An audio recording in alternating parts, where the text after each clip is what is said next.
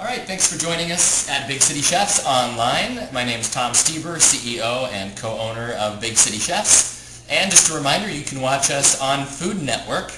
And for details on that, just visit our website, bigcitychefs.com, or visit Big City Chefs on Facebook or Twitter. And today I'm with my Food Network co-star, the talented and beautiful Gina Bishop. Welcome. Thanks so much. Tell me what you're making for us today, because I want to learn. We're going to make a simple souffle base at the moment. The souffle base is pretty much exactly what is going to keep the souffle stable. So you can really integrate any kind of flavors you want into it. So we're going to be starting here. We've got our saucepan over here. Gina, my main question is it easy to make this? It's very easy.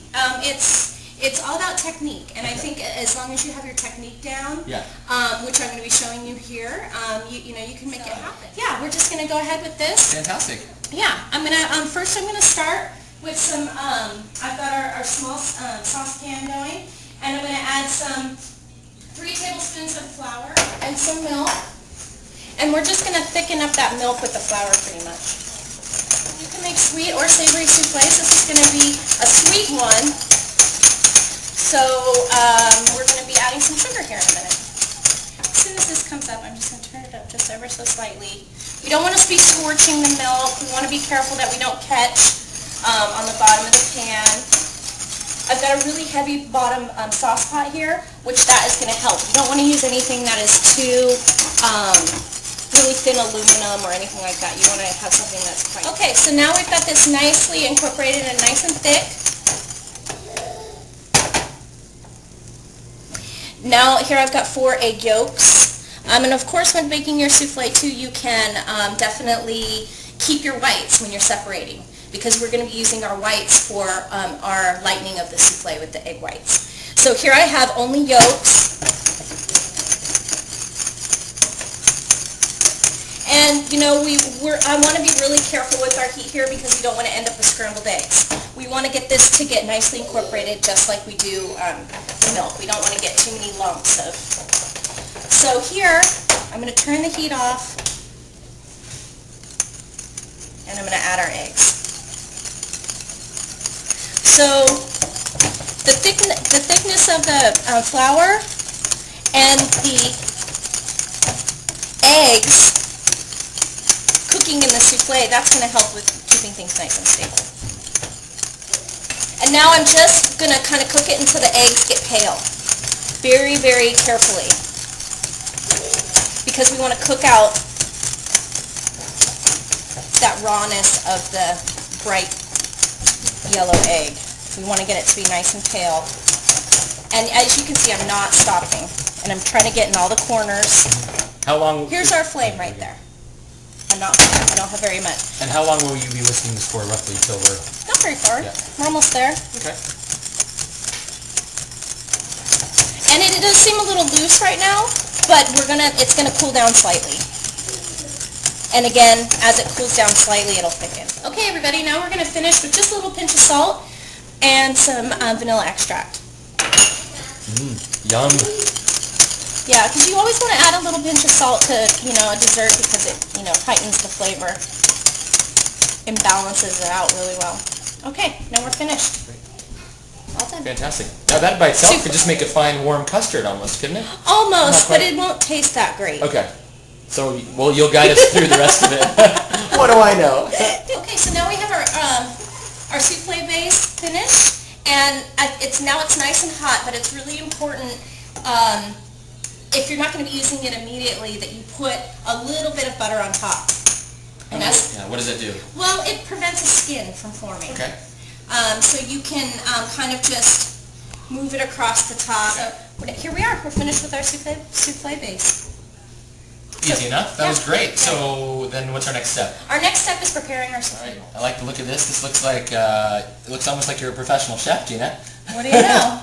Tell me what we're doing. Now we're going to be preparing our souffle molds, which are really, really important. Because if you don't, it just won't be right. Okay. The first step is to take some softened butter and a pastry brush, and paint the insides quite liberally. And then you can do 1 or 2 layers of butter. Sometimes I put, I'll brush my souffle molds, put them in the refrigerator, let them kind of chill a little bit, and then come back and paint on another layer. Sounds like a lot of work, but is there a benefit to that? Oh, there's a huge benefit, because then you don't have cockeyed souffles, because as they start to rise, they're going to need a little bit of, lubrication on the edges, so they can kind of, get. Okay. Can I try one of these too? Sure. Sure. Go ahead. I'll do one. Sure. It's fun. All right, and then tell us what happens after that. Next, I'm going to take some sugar here,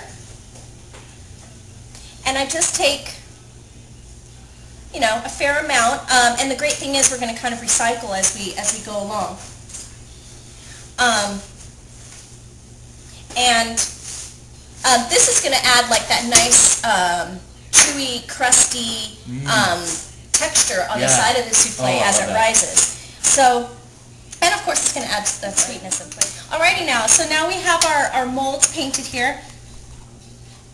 Did I do a bad job on one? You did a good job. Oh, good job? You did a good job. If it's not a good job, then it was yours. You're the one who's right. Yeah, right. Okay, so now I've got the sugar here, and let's see, I just have enough to cover the bottom, and now I'm just going to rotate and pour it into the next.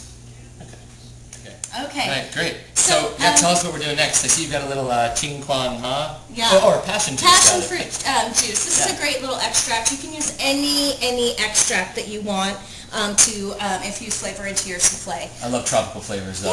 Yeah, it's nice for a nice warm weather, and passion fruit is a great flavor. It is so aromatic. It's So here I've got our prepared souffle molds. I have our souffle base here, which I'm going to add some of our flavoring to. And then over here in our machine, I've got our egg whites. And so I've made sure that I have a very clean bowl. Don't necessarily have to have the copper.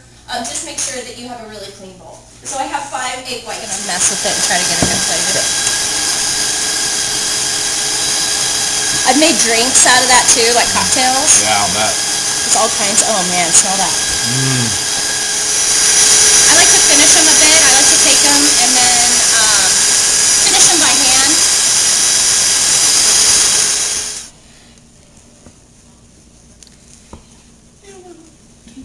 So I'm just going to cut in.